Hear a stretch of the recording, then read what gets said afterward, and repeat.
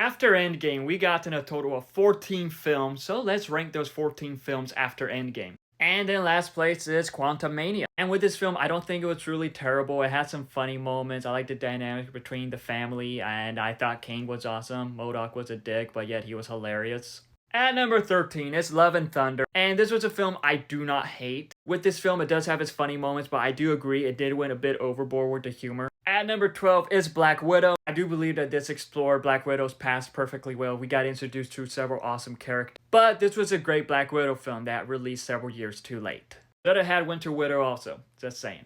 At number 11 is Eternals, and I do believe that this film introduced to an amazing set of characters. The cinematography was amazing, the visuals was amazing. I do admit it was overstuffed, but I do think that this was an amazing film. At number 10 is The Marvels, and I had a lot of fun with this film. Captain Marvel, she is one of my favorites, and I love these three characters. I thought that this was a fun adventure film with these three. At number 9 is Captain America Brave New World. Even though the leader looked ugly, I thought that this was still a good film. Anthony Mackie's Captain America was awesome. And it was great to see Red Hulk, Harrison Ford as the Red Hulk. At number 8 is Far From Home. And I thought this was an amazing Spider-Man film. I liked Jake Gyllenhaal's Mysterio. I liked what they did with Tom Holland's Spider-Man in this film. It was a great Spider-Man film. At number 7 is Shang-Chi. I thought this had an amazing backstory, amazing visuals, and some of the best fight scenes in the MCU. At number 6 is Wakanda Forever. How this film dealt with Chadwick Boseman's death was done amazingly well, as I felt it brought closure to the fans.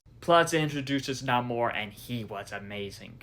At number 5 is Multiverse of Madness. Sam Raimi did an amazing job with this film. Doctor Strange was awesome, and let's be real, Wanda slayed. At number 4 is Thunderbolts, and with this film it did feel a bit unique compared to the other MCU films, but yet at the same time it is still really good, as it is great to see these set of characters team up and work together. And Bucky is one of my favorite characters, so it's great to see him in this. At number 3 is Guardians of the Galaxy Volume 3, and I thought that this was a perfect wrap-up to this version of the Guardians, a perfect wrap-up to this trilogy of the Guardians. And with this being James Gunn's final Marvel film, as he went on to be the leader of DC, he did an amazing job with this film.